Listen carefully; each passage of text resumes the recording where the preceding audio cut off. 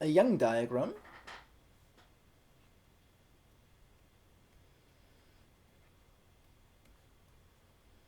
A Young diagram is an arrangement of boxes in rows and columns. So, for example, like this, where the number of boxes in each row does not increase when we go down, and the boxes are left justified. So maybe like this. And now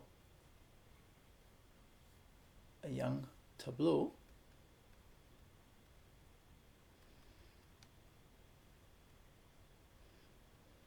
A Young tableau is a filling of the diagram numbers.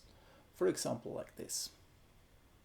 1, 2, 4, 5. So numbers have to be increasing along columns, and they have to be non-decreasing, so maybe like this, along rows.